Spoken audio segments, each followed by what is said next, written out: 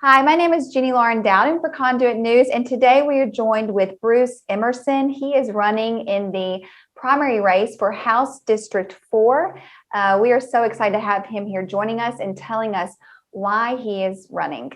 Hi, thank you so much for being here. Good morning. Thanks for having me. Of course. Well, listen, for those who may not know you or be familiar with you and the area that you live in, go ahead and tell us a little bit about yourself and then why you're running. Sure. District 4 is all of Marion County and the southern half basically of Baxter County. Primary rural and farming community is what it is, and pretty much close-knit group of people, and we see after one another. Running for the House District 4, we're at a crossroads in the state with what we've got going on politically, and even deeper than politics is getting down to our personal lives. And so it's time to, I think, redirect and have a change. So what does that look like in your opinion? The change? More conservative values, I think, is what is prevalent in the district that I live in. The core values of liberty and directing our own lives and not being viewed as wards of the state. We've seen examples of that recently, what you mentioned, wards of the state, whether it be with the vaccine mandates or the issue of the public school system. Tell us your overall impression of how you saw this past session in Little Rock and maybe what you would have done differently. It's easy to sit and throw darts, and always is. People have their own opinions and mindsets, and it's easy from not being in the swamp. I know that's viewed primarily as a Washington term, but the state of Arkansas, we have our own swamp. And so I think the question that you ask deals directly with the mandate for a vaccine. That should be a liberty issue. If you decide that you, whether it's a personal decision or a medical decision that you made with a doctor, what's best for you, that's your decision. Once again, I said that we are not wards of the state, and I thoroughly believe that liberty demands that. And that's inherent in our Constitution, that the Constitution is not there to grant us liberty. The Constitution is there for us to push back against the government. And so in that view, in that light, is my comment about being a ward of the state. The state is not there to direct our lives and tell us what we must do. There's programs there that we can participate in and take part in, and that's the same thing with the vaccine mandate. It's there for us. If you want to take part and be vaccinated, it's your choice. It's not the government's place to mandate that we have to do that. We mentioned again, you're running for District 4. Yes. If you are elected, what would you say would be the top things that you hope to accomplish or the issues that you would like to tackle? Reduction of government over the past 6 years, I would say. In the state of Arkansas, we've exponentially increased the footprint of government in the state of Arkansas, and that's not Republican value issues. Republican value issues, the Republican platform is less taxes, smaller government. And the last 6 years, the taxes have increased. We're now the third largest in the United States in effective tax rate. That's not where we need to be, and so. My view is to reduce government involvement in every aspect of our lives and push as hard as we can to reduce taxes.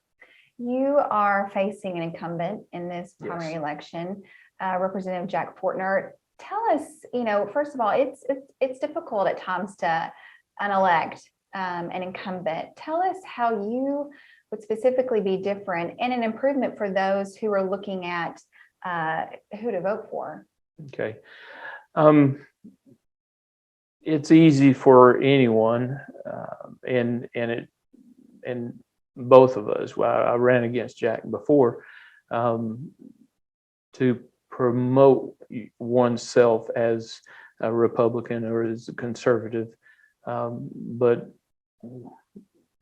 promoting oneself as a conservative and actually being a conservative are different aspects. And Jack's a fine man. I have nothing personal against Jack. Let me say that. I have nothing personal against Jack.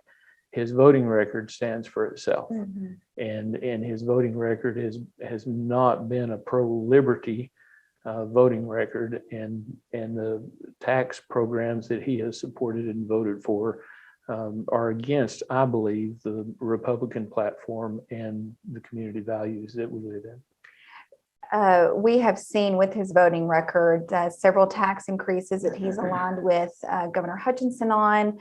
I also noticed that many times he voted against school choice, which is Yes. also part of the Republican Party platform. Right. Do you support school choice, and if so, why? Oh, absolutely. And I'm going to go right back to my previous comment about being a ward of the state. Education is there to take advantage of, for our children to learn and grow.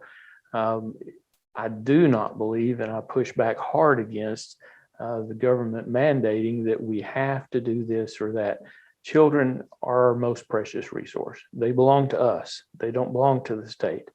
As a parent, of course, my children are raised and gone. They're 40 years old. Wow.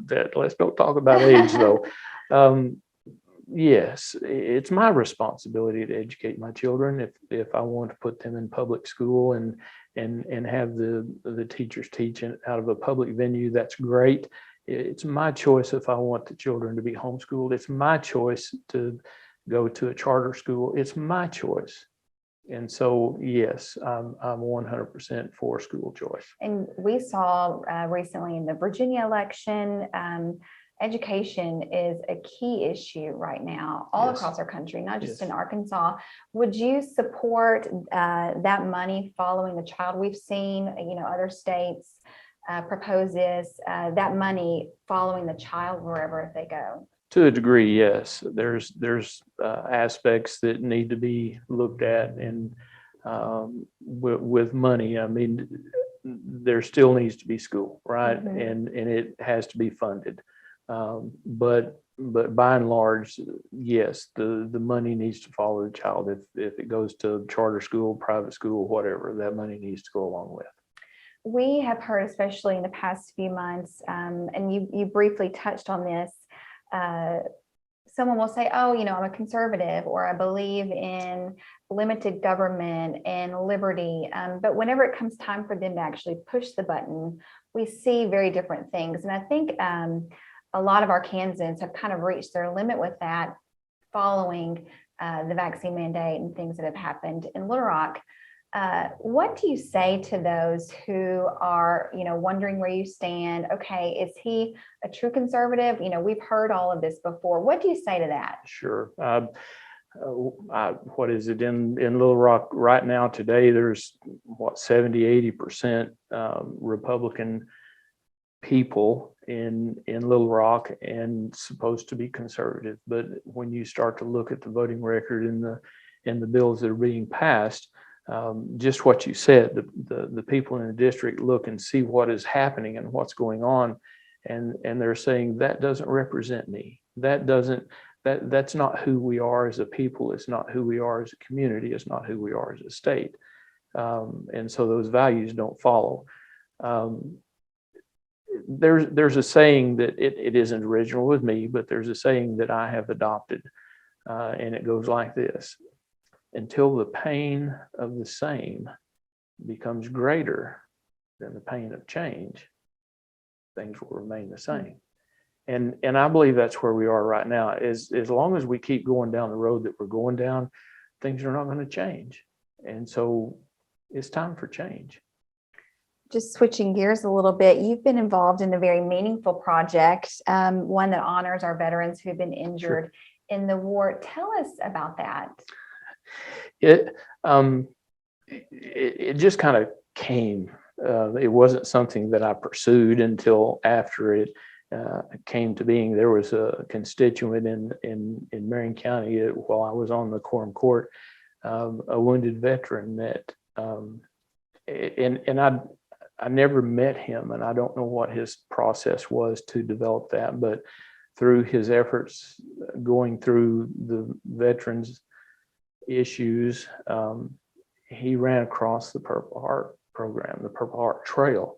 And so he spent countless hours of researching and developing that. And Marion County, Arkansas was the first county in the state of Arkansas to become part of the Purple Heart Trail.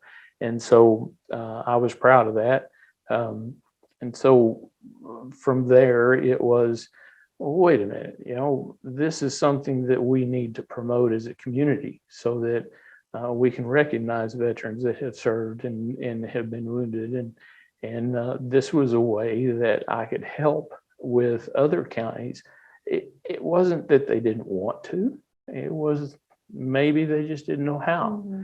And having been through the process, I learned that process, and through Major Charles Adkins, he and I worked close together and helped develop 2 counties and 4 or 5 cities, and so we got the Purple Heart designation done. Oh, I'm sure many military families appreciate that, and it brings awareness to such an important issue.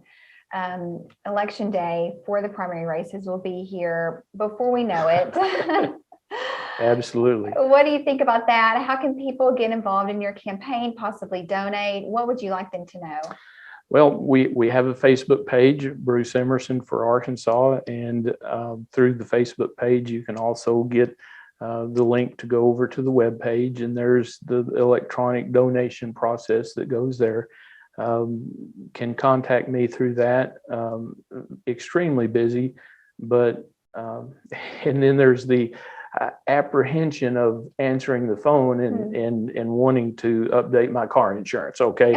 So I'm having to work through that process as well. Is this one of those, or do I need to answer the phone and talk to somebody? And so, but don't be afraid to call. There's phone numbers there. And just call, send me a message. I'll be happy to talk to a group of people, ask any question. It doesn't matter. I'm not afraid. I'm not afraid. Was there anything else you'd like to mention that we haven't covered? That's a lot.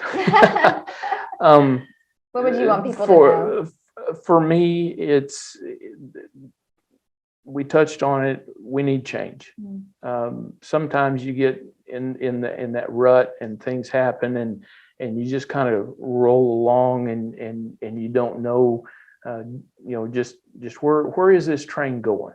And sometimes the train drives itself, but sometimes you have to throw something on the tracks, and changing is a difficult thing, and there's never a right time to do a difficult thing.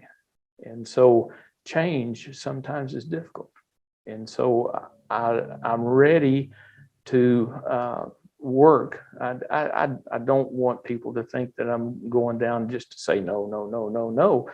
There's time and place to say no. And I'm willing to sit down and listen and discuss issues, as long as it doesn't contradict with my principles or morals. I'm good to go. Let's do it. But it's time for change. Let's do that. Well, thank you so much for joining Conduit, and we look forward to watching your race in the weeks to come. I'm looking forward to the race. Thank you. Thank you, Jenny.